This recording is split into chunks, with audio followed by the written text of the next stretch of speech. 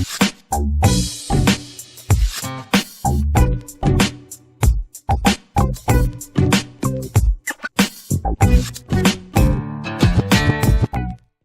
right, and we are back, and we are live. This another in our semi-regular, I guess we could say, series with Michael Redmond and Don Professional. Michael, great to see you as always. Yep.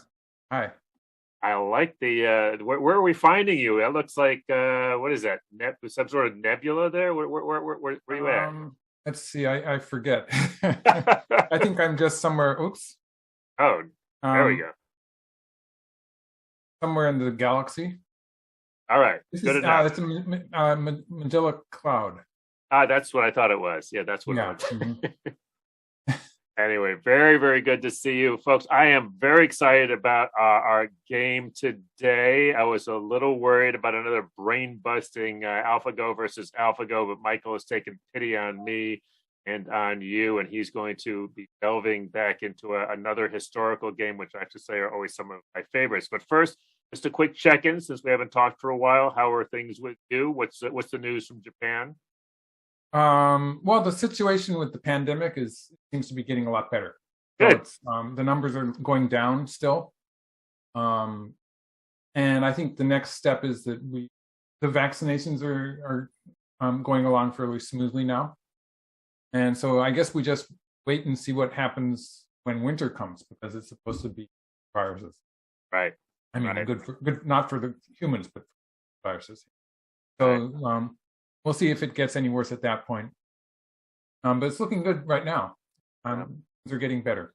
I was tracking that. I saw that the vaccination rate has been picking up pretty steadily. So that's good news all around. So I'm happy to hear. And good. And any what about news on the Nihon or the tournament front? How is that going? Well, yeah, they stopped this state of emergencies. Everything is sort of going back to normal. In general, I suppose there are still a larger number of people who are doing their work remotely. But tournaments are back on, actually pretty crowded. They're starting up the tournaments back as they used to. So they're starting to populate the room more like they used to. All of the rules have been taken away. Wow. Yeah, we here in the DC area still have mask mandates. And interesting. I went out to a pub that I've been going to for years on a Friday night, and it's usually got music, is jam packed, and it was quiet. I mean, the good news, I was able to fairly easily, but it was weird having it being so quiet. Yes. That's bad for business, obviously. Bad for business, but I'm a good tipper, so good. All right, just a reminder, folks. We are live, and that means you can talk. Obviously, ourselves. We can also talk to us, Eva-Dee, and look, we've got Stephen too. Man, we've got a full crew on today. Wow. So they'll be monitoring the chat. I'll try my best to do that as well. But feel free, as always, to offer your comments or questions. Our best to answer them. So we have a historic game. Tell us about the players, and then we'll talk a little bit about the game before we dive into it. Okay, so this is a time in history after the Americans came and opened the Japanese ports, and so the Japanese government collapsed after that. There was kind of a revolution, and they started having a modern country after.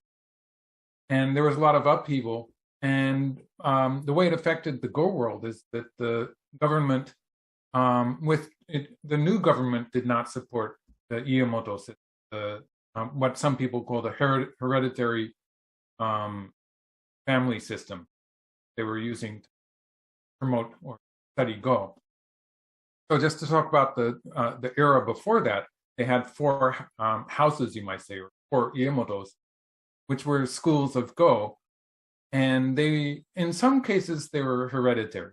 But actually, for instance, in the Honinbo case, most of the time they were taking people from outside the family line. So it was not really blood connections, but they were adopting their students. When they chose a successor for the Honinbo, for the leader of the house, leader of the school, they would generally adopt him. But at this point, it is getting a bit more hereditary. So I think all of these people are relatives at this point. And Honinbo Shuei is the Honinbo after. It's sort of complicated there because it is a kind of a time of upheaval. But you could say he was the Honinbo after Shuwa. After Shuwa, there was Shusaku, the famous Shusaku, who was a genius. But he died early.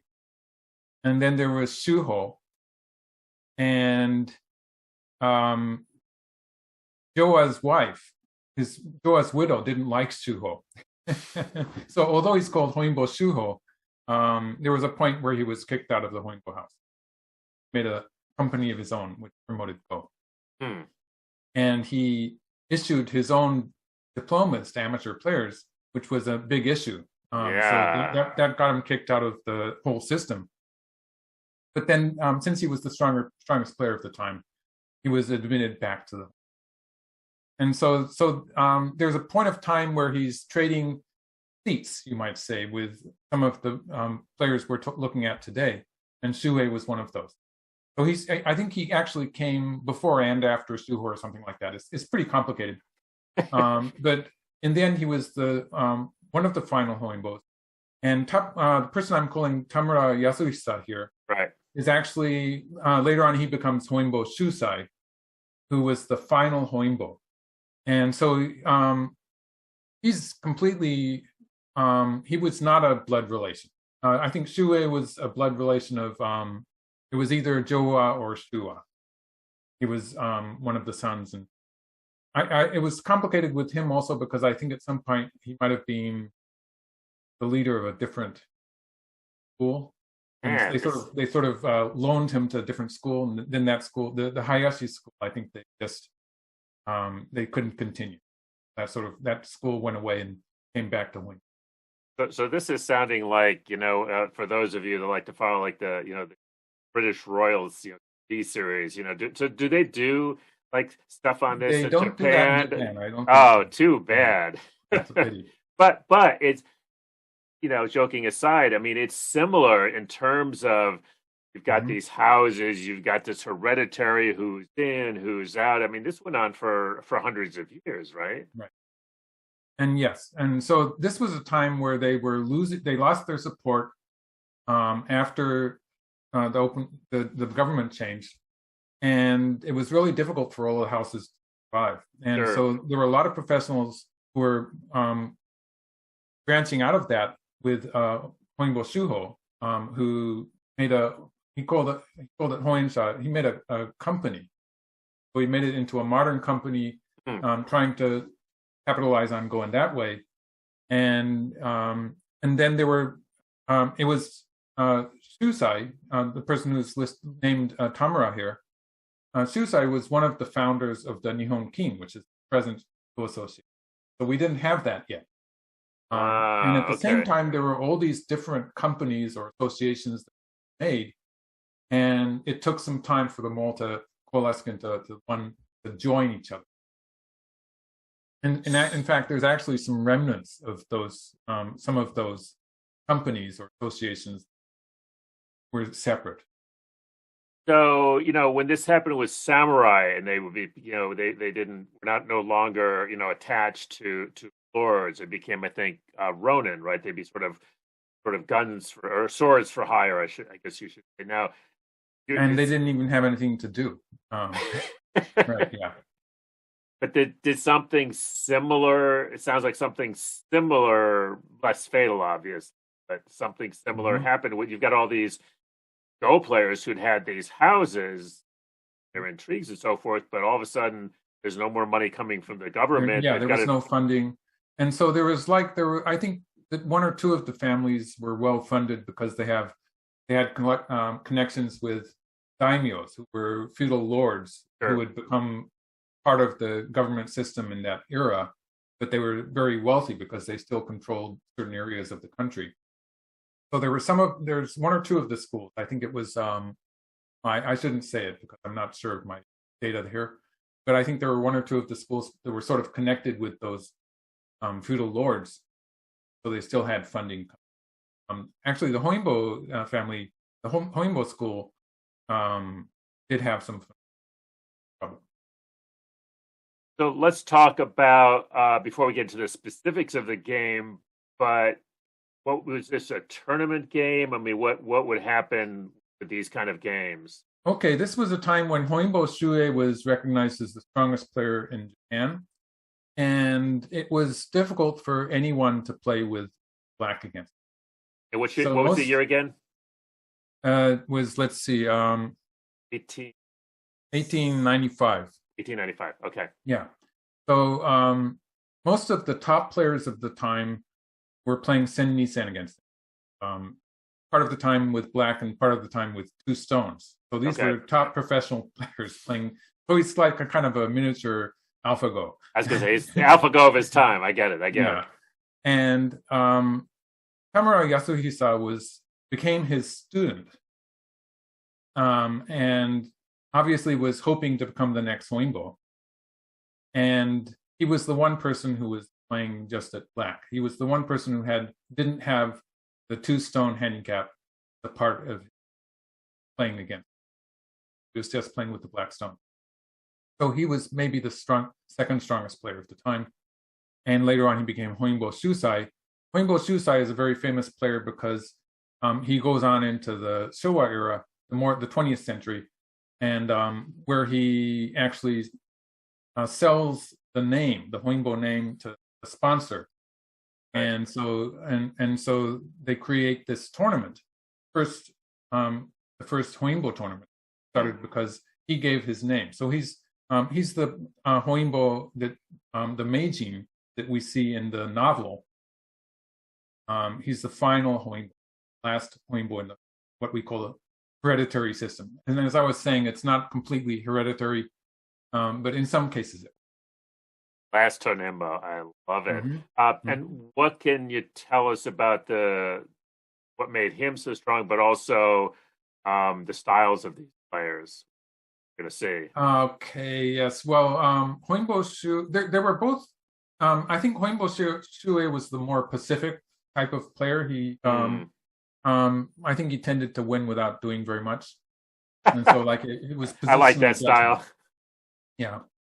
And Shusai tended to be a more fighting player, especially at this time in his career, and very strong fighter.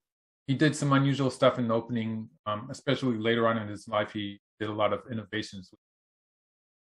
All right. Well, let's get into it. I am ready to go here. I forgot to tell you, this is supposed to be Honinbo Shuei's one of his masterpieces. If you look him up on Wikipedia, you're going to see this game. You're going to see one piece of this.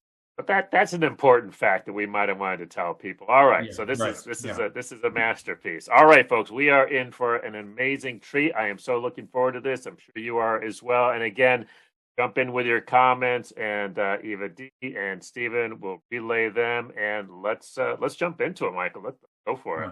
There's a kind of a twist to this being his masterpiece. So let's not tell people right away. We've admired this game for over a century now. Katago doesn't quite agree. I good. All right. Well, we're always looking for the deeper truths, aren't we? So, right. We're not going to let a little history stand in the way, are we? Okay, so here we have the Shusaku opening, made famous by the player Honinbo Shusaku. Famously said that history would not change the fact that this was a good move, diagonal move here.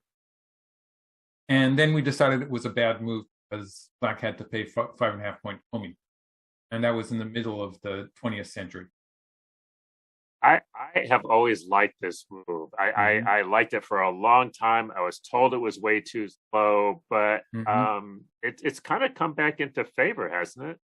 It's come back into favor because computer programs, our AIs, all of them do not tend to like pincers. So like in the 20th century, we were saying black had to play actively, something like this. Sure. Some kind of a pincer, and black has to play actively here. AIs don't agree. They're perfectly happy with the diagonal move. In fact, they don't like the pincer because they start giving white good scores once white plays. Of course, this is no komi. Maybe I should have said that, but of course, at this time in history, they did not use komi. So it's no komi. So it's going to be good for black anyway, but this is supposed to be the best move, even if we're talking about with komi games. So white plays here. And you don't see the taisha joseki very much nowadays. But you might recall you saw it a few times with AlphaGo when AlphaGo played 60 games against top human players. And actually, this is a move that seems to be okay. It was okay with Katago. And black played the attachment here, which is the fighting variation. I was interested to see this happen. This sort of resembles what we were seeing with the games with AlphaGo. And in those games, we were playing with an opening that sort of favored this choice of joseki. Only the human players were playing either here or here at this point. And it was generally black and white were opposite, was a different position if we look at the full board. But AlphaGo was playing the side that had played the large knights moves, white in this.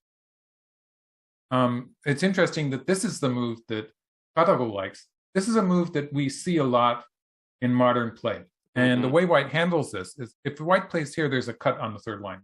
Big. So white's going to play, and if white plays below, there's the cut here, which is going to be, this is going to be a fight in which black has potential to attack white.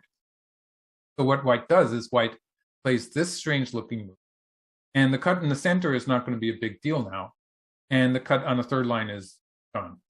And black probably follows with something like that. So the advantage that black got from wedging there at 9 is that black did create a few cutting points. And black has a bit more space in the corner. So black has covering at L3 is not such a big deal now. So that's the plan here.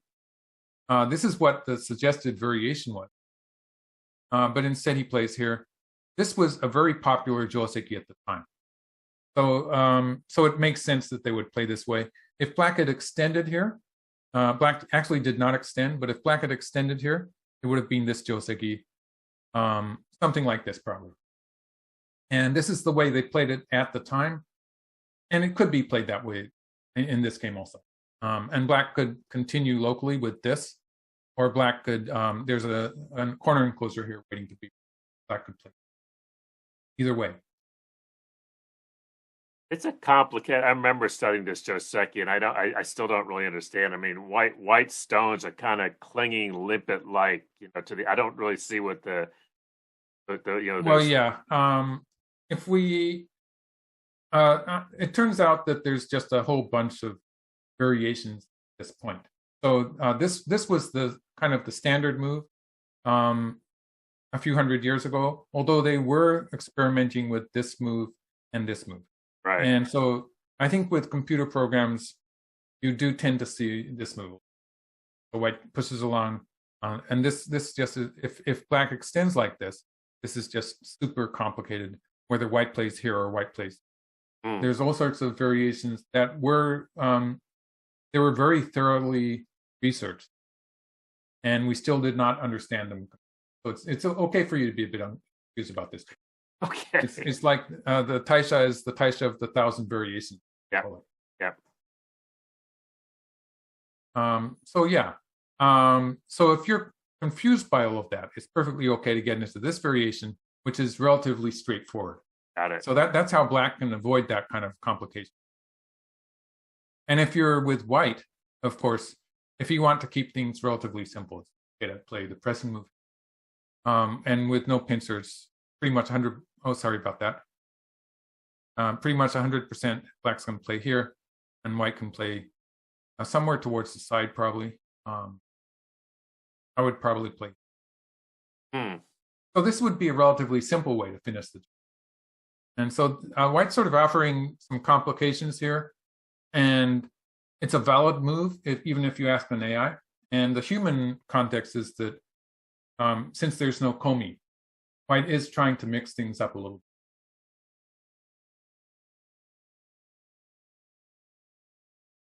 And so black avoids that variation where he extends.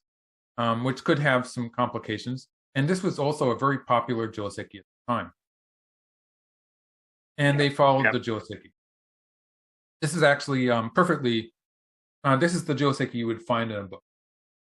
Let me just ask you, but I remember this variation too, and I just always felt like I know it's joseki, and but black's shape just looks really funky to me. So why is that okay? It just okay. Looks... Just take away these two stones, and you have a straight wall. Okay. This technique was actually invented sort of by dosaku, Honinbo dosaku. The idea of tewari, you take a position that looks strange to you. If you find a stone like this white stone here, which is pretty much useless, then you can take that off and sort of trade it with the opponent's stone. And sometimes you can do that. You would probably want to take these two stones off too, and then look at that position. Realistic. Got it. Or not realistic, but it would be something you might have less trouble recognizing. So actually, black's not clumpy at all. Both sides, white took a stone here, black took a stone here, so that sort of canceled out. So that's how you would look at it. It's an even result, although I think that Katago actually wanted to play a Mari instead of finishing the joseki. But there would be the fact that white can start trying to attack black here be a completely different. And again, I think part of it is it's not that that the players don't have ideas like this, but it's more the fact that black is trying to keep relatively calm in the opening, because that was the standard strategy when they told me keep things relatively simple to finish the opening and have an advantage going into.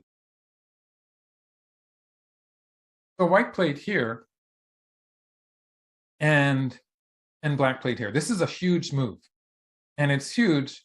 Usually you don't play extensions towards your opponent's thickness because it's not affecting white. But in this case, when black plays here next, this is sort of hitting a weak point. In some cases, black can even go all the way to this point, which would be a kind of a peep.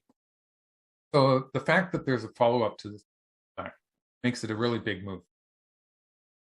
White could have avoided that by playing here, which would be putting some pressure on black in the upper right corner. And if black answers, like this kind of opening would actually be, this would have been feasible. Black will probably continue by invading the upper side because white's stone at 3 has become weak. But it would be a quick way, a fast-paced way for white to play. Okay. So yeah, this is pretty even. Now this move, it's a kind of a dangerous move because at any point white can play the attachment here and start a fight.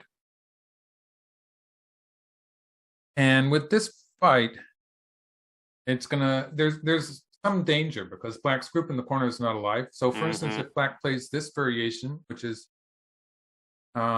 sometimes it would work. I'm not sure about whether white 13 should be at 14 or not, but you can see the corner is not alive here. So at some point, white's going to be playing this. And there's the question of a race to capture here. Like this kind of thing would happen. Looks like white has enough liberties made. Capture. Scary. This is scary. The fact that it's not alive is an issue. And this actually happens a lot in modern Go too, when computers will be suggesting kicking and playing the knight's move here. And so white plays here. A variation you see a lot of is when black kicks like this from above and covers. This gets really, really okay. Yeah, I haven't even made it yet. So yeah, it gets really exciting because both sides are not alive. And white's going to try to do stuff like this. That was the wrong side. Problem for white is that the side group is not alive yet. So actually, in this case, it's sort of dangerous for white because white's not alive anywhere. Although white's getting a lot in the center, white cannot capture those black stones. Actually, it might be better for black to push, but white still cannot capture them. So they're going to escape, and the left side is not alive yet. So it's working for black.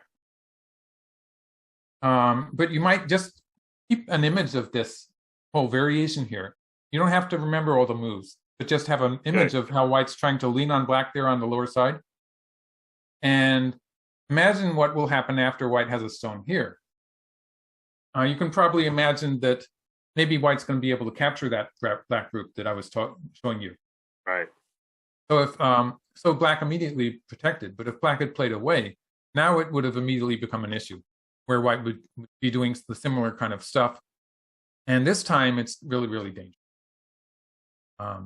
And again, white could have started with moves like this. It's going to end up being the same kind. The only way black can escape here is to push out like this, because you might recognize shape. Yeah, that's how do you say in Japanese? It's crane's nest, right? It's the crane's nest where white plays here. Yeah, this doesn't end well.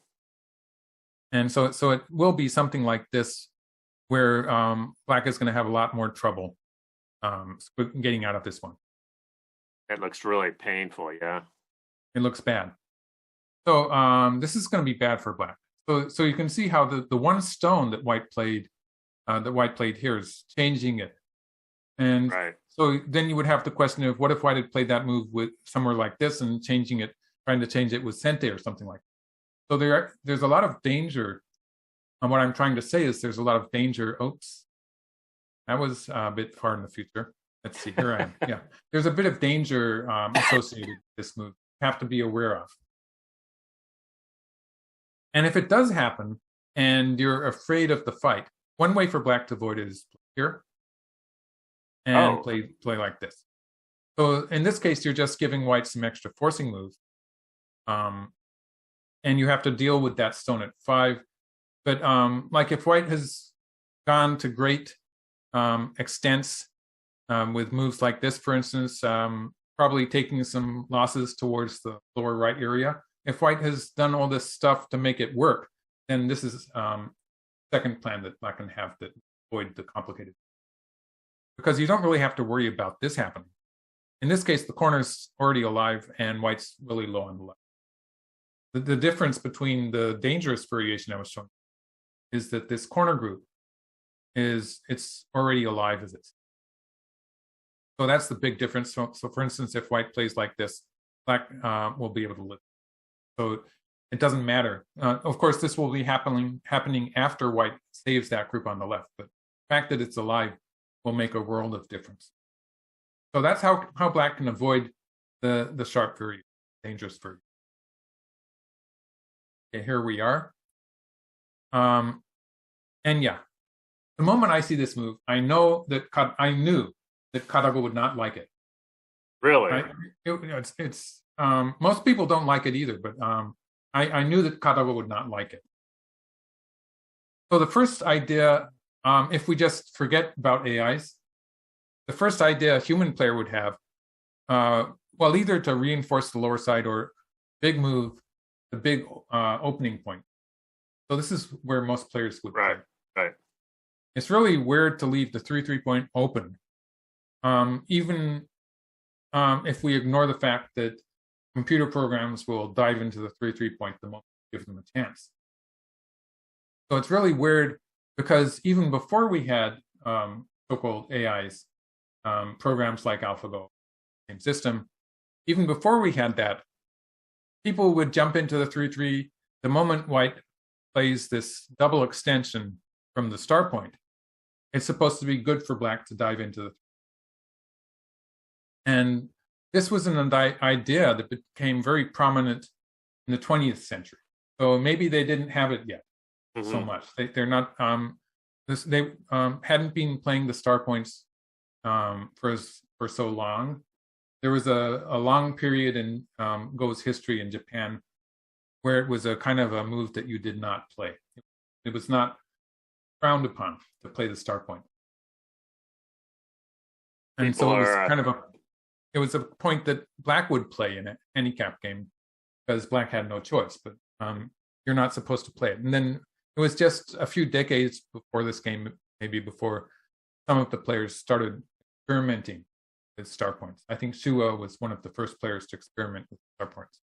So the whole star points thing, now we understand your background is a star point reference. Okay, you got it. Oh, yeah, that's right, yeah. You just tell me if you want me to change it. Okay, I like the burning planet will come in to be appropriate at some point.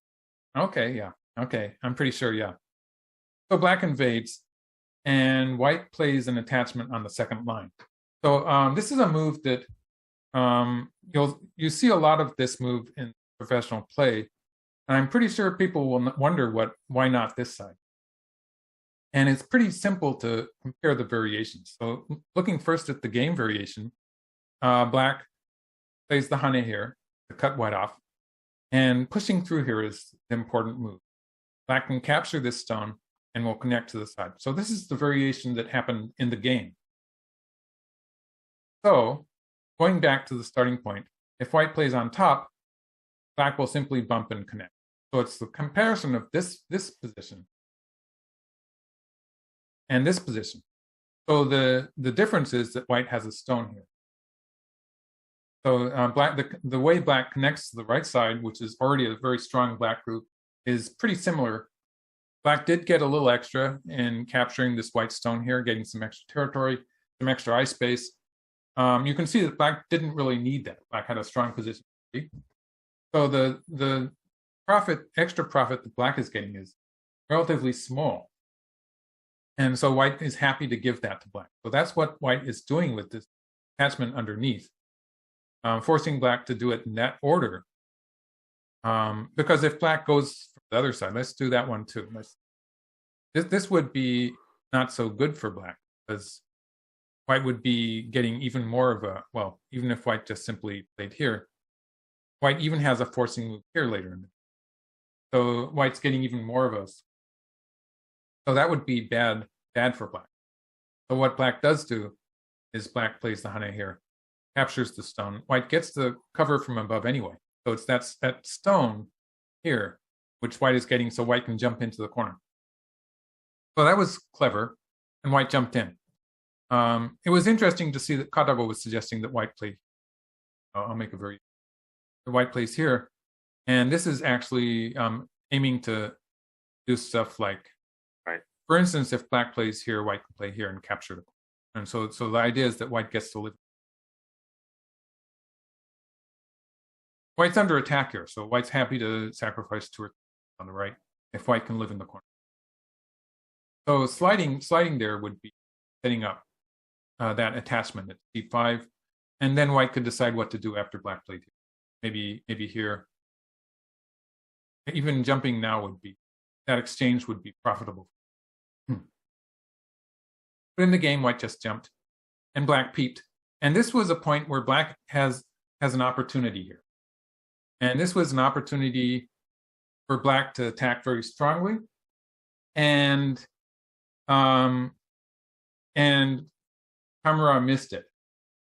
And wow. So I can give an excuse for him, because when with the no komi games at this time in history, black was not supposed to take any risks. So black was supposed to be playing fairly stably, keeping the game relatively simple, avoiding a all-out fight in which groups could be dying all over. And when you look at modern games nowadays, those wild fights are actually the norm. Right. So it's very easy for modern players to find the next move for black. And I think any of the top players now would automatically push here. Basically because this is speeding up the attack on white's side.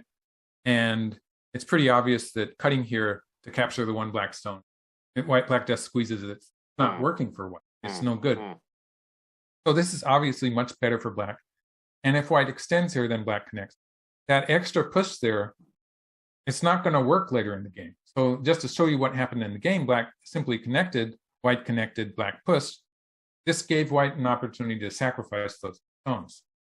So if black had immediately pushed, then sacrificing the 2 stones would have been a lot more painful, just because in this case, black can push through here later on and capture the white group on the right. So connecting here was a slow move. I think also, although I gave an excuse for Tamura, he was actually a slow player to improve his game. So at the beginning, he did have a kind of a weakness in his intuitive play early in the game. And he made up for it by fighting strongly middle game and towards. So that was, it also sort of demonstrates a weakness. But as he became stronger later on in his life, he did continue improving and got rid of it. So I'd say part of it is that he's still young and he hasn't figured out things like that. But you do see that he was sort of slow, and it took him 3 stones to capture those 2 stones. And this one was the one that, for instance, if we had this position on the board, that's the stone that black would be able to take off the board and put somewhere else. And it would be much more effective. Like weaker players might say, isn't black happy to capture 2 stones? Black is just happy enough to just squeeze them. So actually capturing them with that marked stone is not so important. And so white got a little territory in the corner.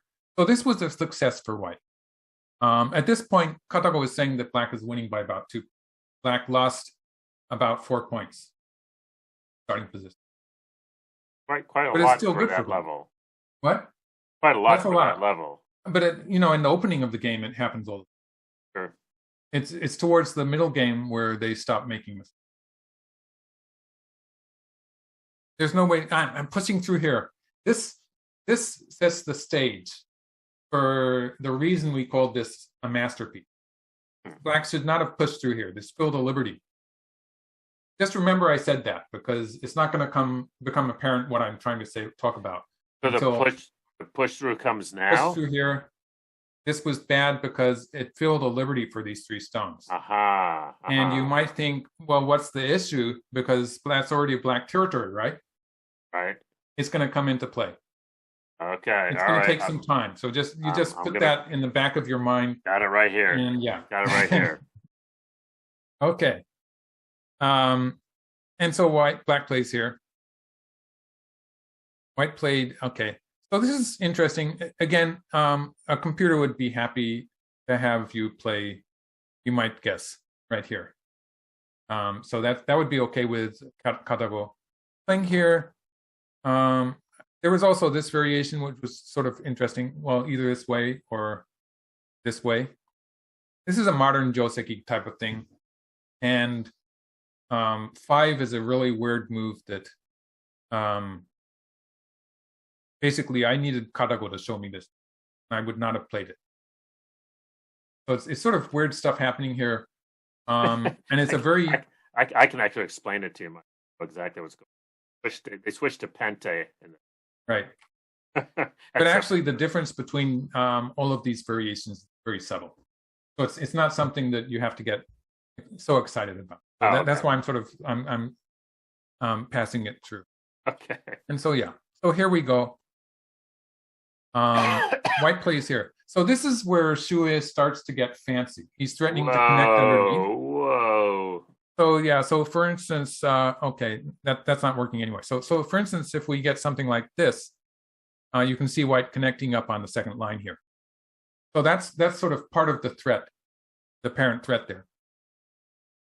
And so black covered. So that's natural. That's the strongest move. Not giving any white any eye space to white. White gets to cut black, but the cut is not going to be all that effective because if we take this position, even if white gets to cover that weak point at C10, black's already alive on the side. So white can play, assuming white's all connected up on the outside, black can still play here. It's alive. So locally black is alive. White is inside the black area, and for the time being, that white group is dead. Hey, can you show? I mean, it's a fine point, but what the heck? Just show that black life again, real quick. The A14. Mm-hmm. And the Now that move came automatically. In this case, it would actually be no problem even if black plays here. But there's some cases where you have to go to the second line. So that's just sort of, it was, I played it by habit. It wasn't as if there was a real danger. Okay, just I was going to be my question actually, whether there was any. Yeah, I sort of figured that you were going to talk about that. All right. I could actually make you a variation where it makes it, for instance, in a life and death problem kind of thing, you might have a white stone here, in which case, in this variation, if you have a white stone there, then you have a potential white playing here. Oh, right. Yeah, and this move, the diagonal move here would avoid that possibility. So there's in real games also, but in the world of life and death problems, that's why the diagonal move always work better. Well, thank you. So white's playing this. It's an attempt to reduce black's potential there and expand the upper side. So this makes sense. And black dives in here. And at this point, okay, this is where the drama starts. Actually, white is sort of, if you ask Katago, white has caught up at this.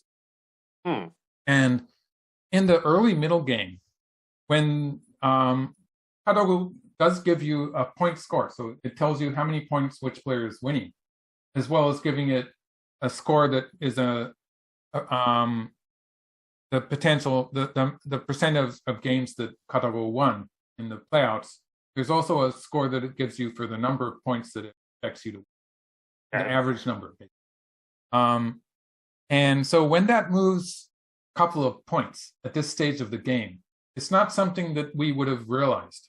It's not something that top human players would be paying attention to. Wouldn't be calculating a 2-point difference because black, for instance, played here instead of maybe here. We don't see how maybe that lost 2 points for black. It's just, but the computer gets that number by doing the playouts and probably making an average.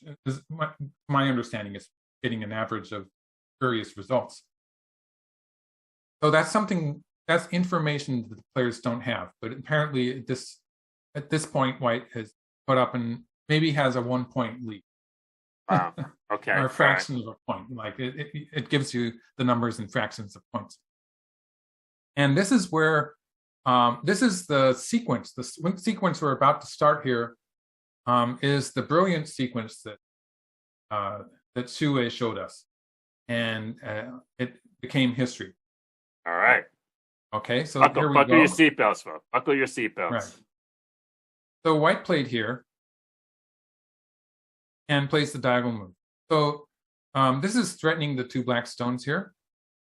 Yep. And as I told you, the black group on the side is alive as it stands. Right. So black has to save the 2 stones, and white gets to play this. So playing this forcing move here is part of the reward for white, because it's something like 5 points difference. Actually, it's 4 points, but yeah, it's a significant difference in the size of the territory if we compare it with the position where white has, for instance, done something like this and just simply sacrifice those stones. In this case, this move here is eventually it's going to become a forcing move for black, and the territory is going to look like that. So compared to that, these 2 points have disappeared, and white's going to get 2 points here. So it's a 4-point difference. So that's significant enough to make a human player really happy to play this move from inside, just for that Hanetsugi, for the 4 points there. Even though white is playing the mark move is from inside black's area, white has an idea how to use that once more. So he's going to recycle that move. It looks like it's dead right now, but it's going to come back to life. So for the time being, white's really happy to play this forcing exchange. And you might notice that in some cases, he's going to have forcing moves here on the first line. This would be just threatening to kill black. This would be threatening a ko. So there's some potential forcing moves there on the first line, which are going to help white. And white played here. Okay, here it comes. So, you remember what I said about this move? This exchange, right? Yep. This is where Shuei played a brilliant move that took advantage of the fact that black has filled the liberty.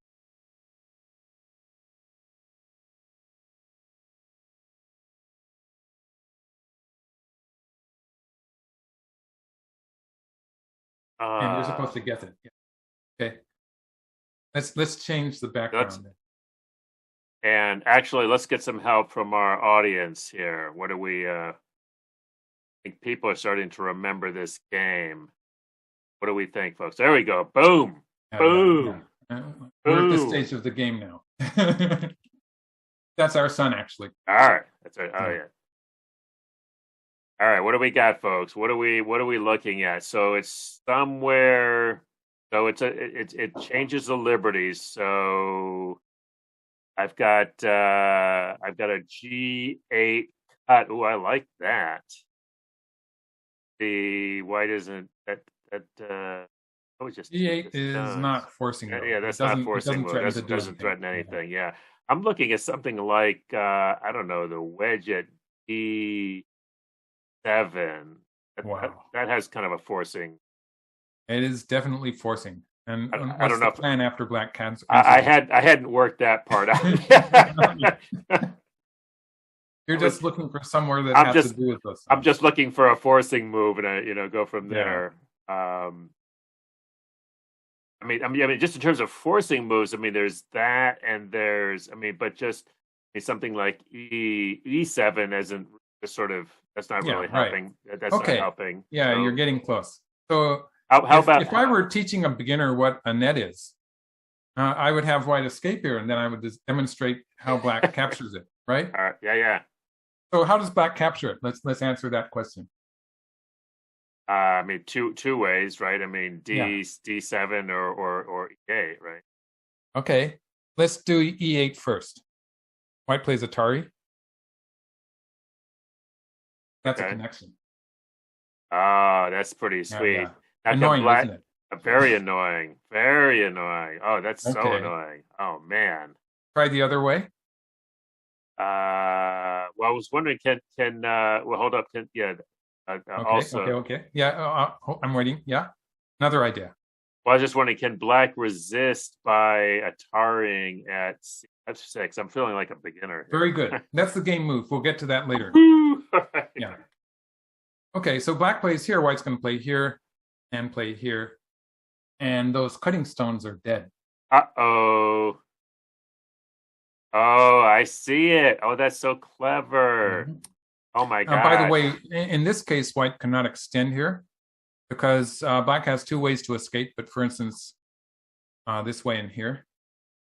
And black gets to squeeze out this way. So, nice. So that's why this was important. In this case, black cannot escape.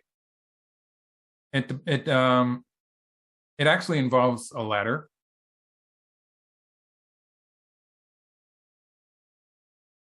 And the ladder favors white.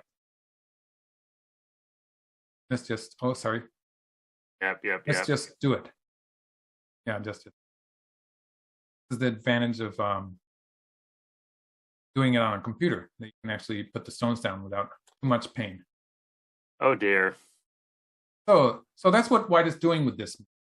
White is either going to connect on the left, or white is going to capture those three black stones. So, okay. So this is the game variation. And in this case, it's okay for white to extend here. Just because the shape here with these two white stones, this one particularly, it's a bit different from the one I was showing you before. When white gets to force with this move, it's okay to extend here and capture. So the three black stones have been captured. That obviously a great success for white. Yeah, huge. I mean, what is Katago think?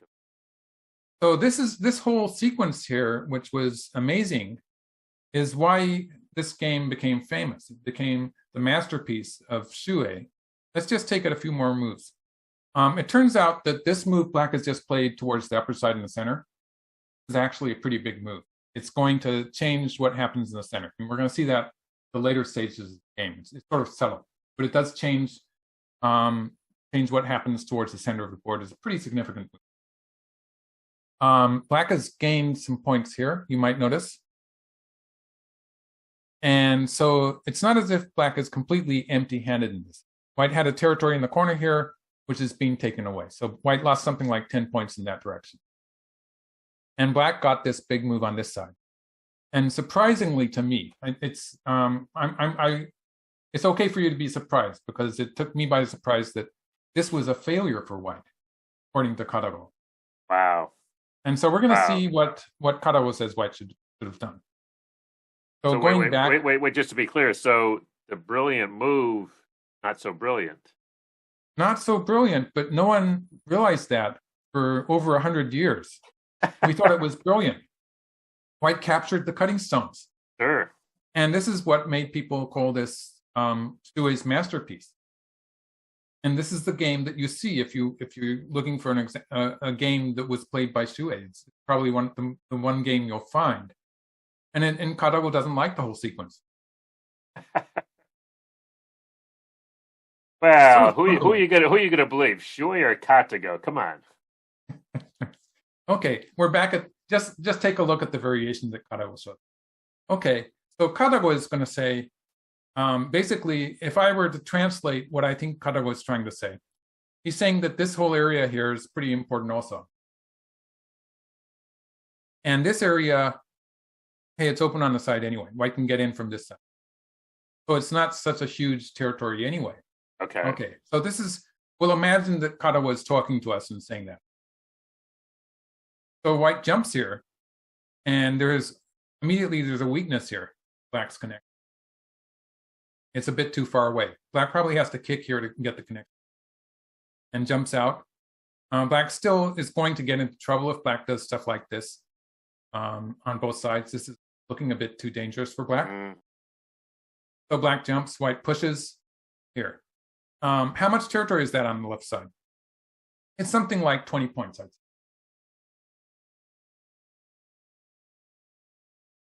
And you can see how painful it was for black to keep the connection there. That move at 8, it was a bit painful. A pretty simple sequence. And Karago says that white is going to win by, I think it was 1 point. 1 point and a fraction. So that's an average of the various endings, but white is ahead. So again, it's too early for me to be able to judge that, really. But I can see how white, just looking at what white has accomplished here, a straight wall of stones here, more potential for white than black in this area now. A really painful shape for black in the center here. That's going to take away most of black's potential towards the center of the board. And white had the initiative. Computer programs are really good at getting sente. White had the initiative. So white, this 9 here, getting to this point first was really important. And also 15, that was another key point. And we're finished with all the big moves. Like, white just got everything else on the board because white had the initiative right in the center. Interesting. Wow. And so it's a very powerful sequence. It's sort of convincing for me. Although I cannot look at this position and say that white is going to win by 1 point. There's no way even the top players can calculate that this stage of the game. We're still below 100 moves, actually. So there's something like 150 moves of endgame that they have to play. Right. No one calculates the score that accurately at this point. Oh, this is a good question from one of our viewers who's asking, when you had Katago looking at it, is it counting with Kome? Because the player is obviously not. No. Katago can be set. You can set the game to have no Komi, and it will calculate for you with no. Okay. It depends on the interface, basically. So it could depend on the interface, what interface you're using. Katago is all over the place. We could be using Katago on your phone on an app, in which case it's not going to be rigged. But it's just a calculating power. Or you could be using it on the internet, in which case it depends on how much resources they put into Katago on the internet. And when you're doing it on a server on the internet, for instance, then sometimes you don't have so much control about the parameters like that. But when you have it installed, I have it in something called Lizzie, the interface called Lizzie, which has Katago in it. also it has Lila. So of course the AI version, the one with the weights. And so in that interface, you can choose the size of the coin. So yeah. Good. So that was and so this whole brilliant sequence in which white was setting up capture those black stones. Like if it's a problem, clearly this is the one that you're going to choose to be the answer, right?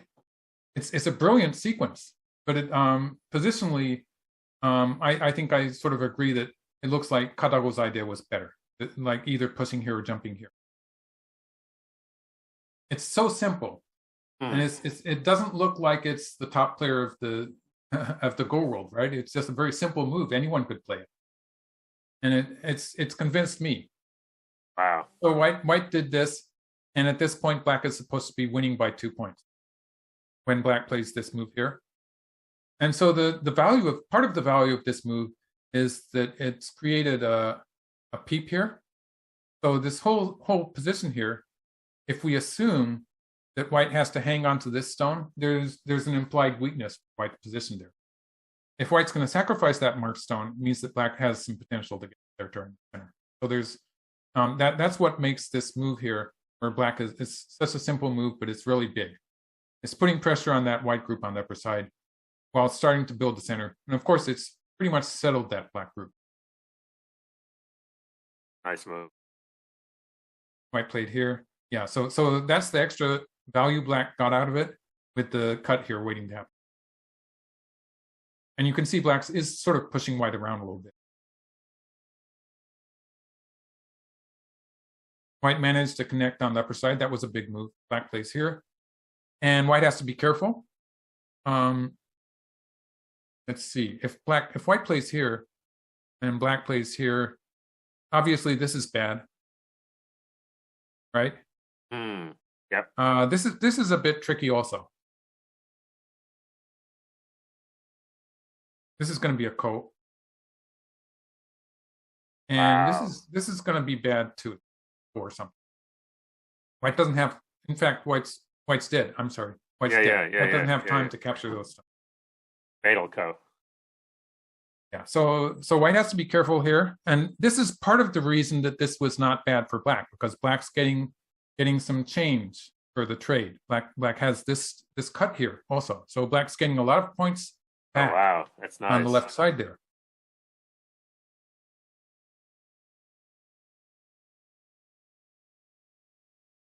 So with this move, black really was probably happy to play this move because he's looking at a squeeze on the upper side. Kato doesn't think it's so important. So Katago says that black would have been 2 points ahead if he played here. And this is a really big move. I can recognize that this is the biggest move. So I sort of agree with that. I can also see how a human player just is going to be really happy because we're going to see it happen. White played the big move on the side, but black gets to play this beautiful sequence. So obviously he wanted to show this off. Yeah, so black gets to again. This is a position where usually you would expect. Let's go back to this move. Usually you would expect this to be a forcing sequence for white. That's a sente yose. But when white does that, that's going to be trouble. In this sequence, yeah, and black plays here. So this is going to be a seki. Ay. So basically, white can't really play that Hanetsugi at Q19. Yeah. So there's some extra points back out of that, and he's showing off. He's showing off his Tetsuji here.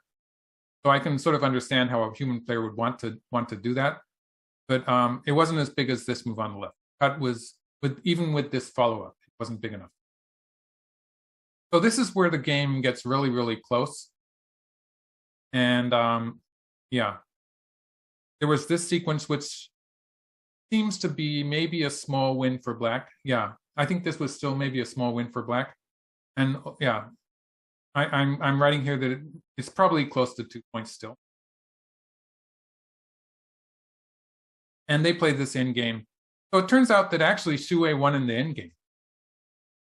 And it's still undecided at this point. And it still would have been fairly close. Let's just race forward to the point where Black played here. And this is where White's endgame was superior to Black, because White played this squeeze on the lower side. This was a nice little squeeze here. And you can see how White's sort of ignoring Black in the center of the board and taking points elsewhere. So White ignored these two moves, right? Wow. And the point is they were not forceful enough. So if Black had instead played the attachment here, this would be threatening to connect here next, so it would be a lot more forceful. And it would be the same shape that Black was trying to do. So basically, that's sort of confusing. So let's just do it this way. I see. So that's a beautiful sequence. And Black gets to play that. This is what Black was trying to do to start with. And what he thought he was doing with this move, he thought he was doing that. He was thinking that White would play here and he could play here. And he was hoping to get to this sequence anyway. So he had to start with this one and sort of like this. So this is what Black is aiming at. And this would be, it's a very small fraction of a point, according to Karago, which means that Karago had a lot of variations that were jigo or 1 point difference. So it's sort of undecided. And I probably didn't give it enough time to get a good answer. I think it's either a jigo or a 1 point win. When I tried to research this endgame, it looked like it was a jigo or a 1 point win for one of the two, but maybe a jigo. So this was Black's last chance. In the end, another thing interesting about this is that the record does not finish the game, and it's something I've seen so much, especially with the Honinbo school. They don't finish the records. They sort of leave it as an exercise for. Oh, really? And you have to figure it out for yourself. But they tell you what the answer is. So, so White won by 2 points here. So that's the result of the game. And I made a variation for this final move that White played. I played a forcing. This is a trick I do. I played a forcing move to make a new variation in my file. And I finished the endgame. So it's a pretty straightforward endgame at this point. Black just plays all these forcing moves. But the tricky point is that there's this move at 18. Black has to play this. Otherwise, if Black doesn't do that, at some point White's going to play here, and that's going to be if White can win that ko at D10, then White will not need any more moves. Oh, wow. So by playing this move, this is where it would be easy to go wrong. But if Black plays this exchange, in any case, White's going to have to put 2 stones in there. So that was an extra point that Black had to be careful to capture. And then the game is just over. And this is a 2 point win for White. So I think my guess, like no one has really documented this, so I don't have any evidence to support this.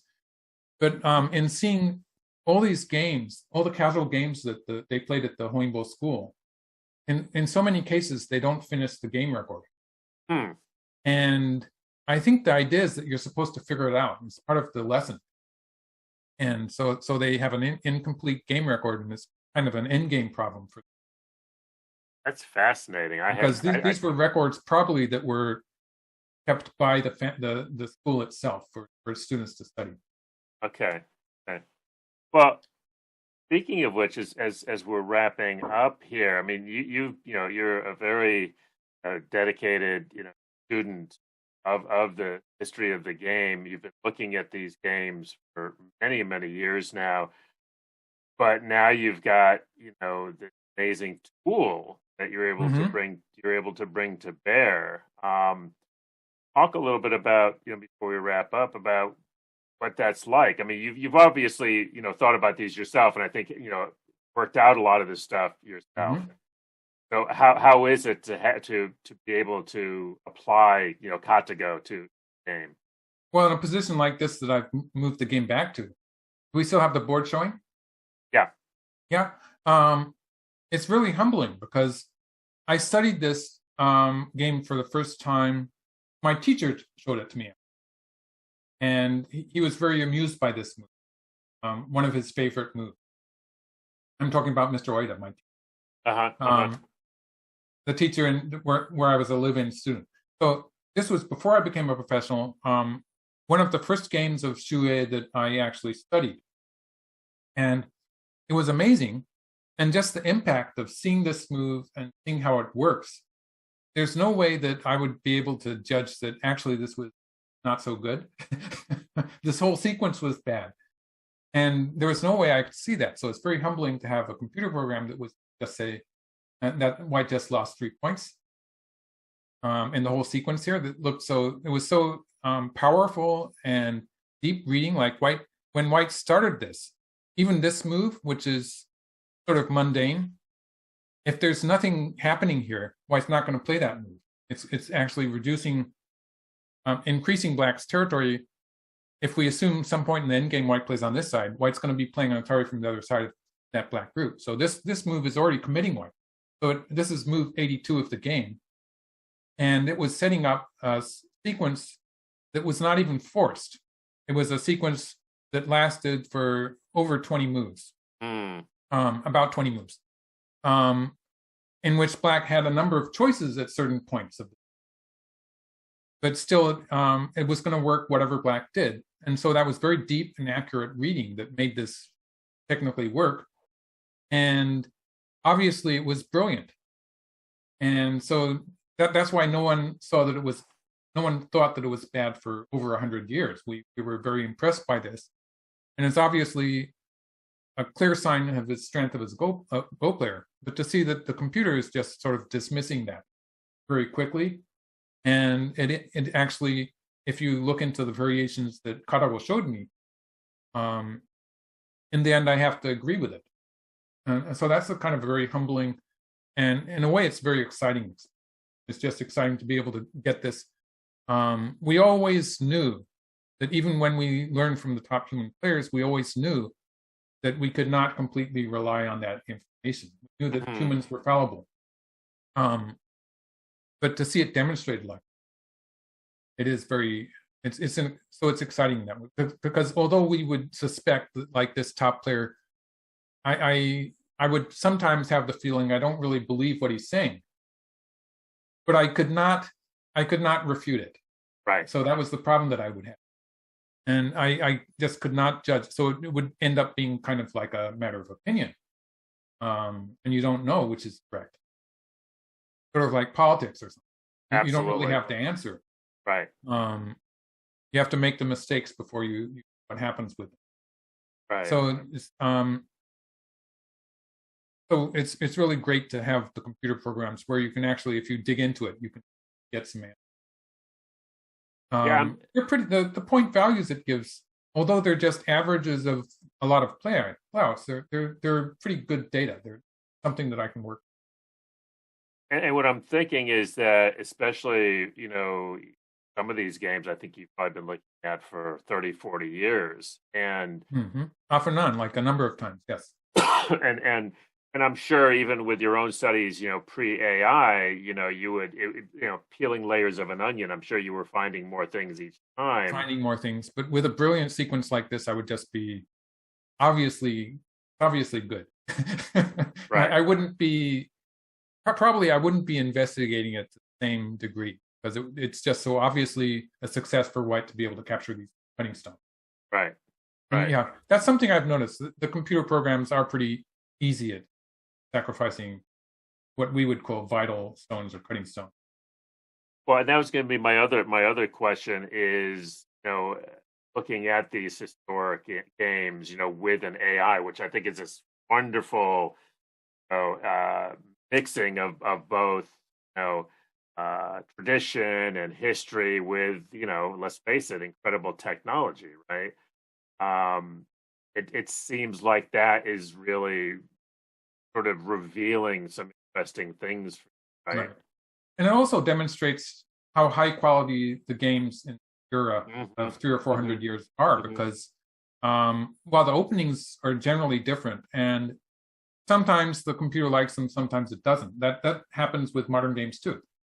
But towards the end of the game, the middle game to the end of the game, with the top players, you don't see very many mistakes. Like in this game, I was seeing the losing move, maybe the losing move. Apart from that, there were no real mistakes. Like there were moves that changed the point score by a fraction of a point or something like that. They wouldn't make a difference to the end score anyway if the rest of the end game. So very few mistakes towards end of the game. Whereas in a modern game with time controls of only something like 30 seconds per move, you see a lot of mistakes. And so there's a difference there,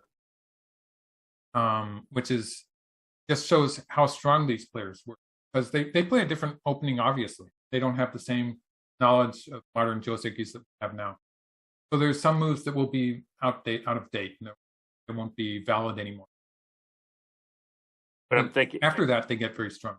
And no, but I'm thinking too that if you think of Go, as an art, I'm thinking about other arts, whether it's painting or music, sculpture, that the truly great art holds up. And what I hear you saying is that even with applying the AI and the AI to be having some disagreements, but fundamentally these folks are still playing. They're still with this old game, they still had a pretty good piece of art. Right. Yes. Well, yeah. You just have to accept the fact that in the early stages of the game, they had different ways to play. They had their own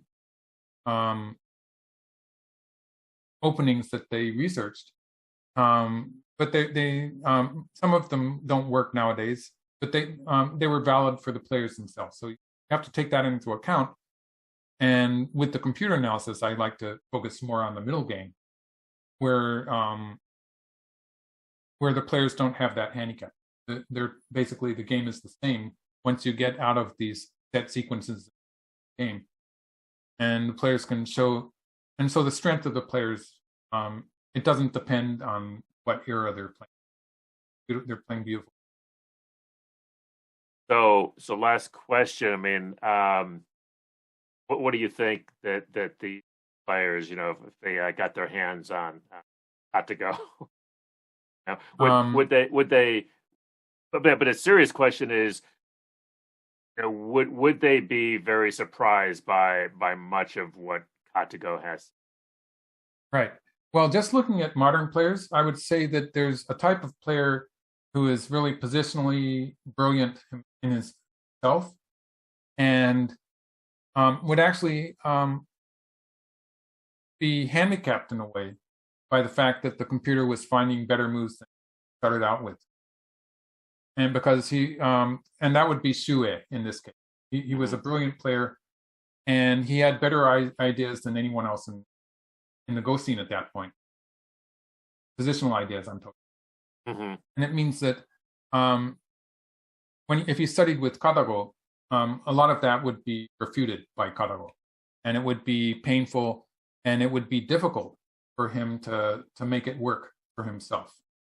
And so I see some players in Japan, for instance, who are having that problem. I'm more familiar with the Japanese players, of course. But then there's players, and I would say in this case it's Tamamura Yasuhisa, who became Shusai, who's, I'd say his problem was, when compared to Honinbo Shuei, he had a problem with judgment. And that was sort of showing in the early part of this game to a certain extent. And he would completely benefit, would love it, I'm pretty sure. And he would be playing Katago's moves.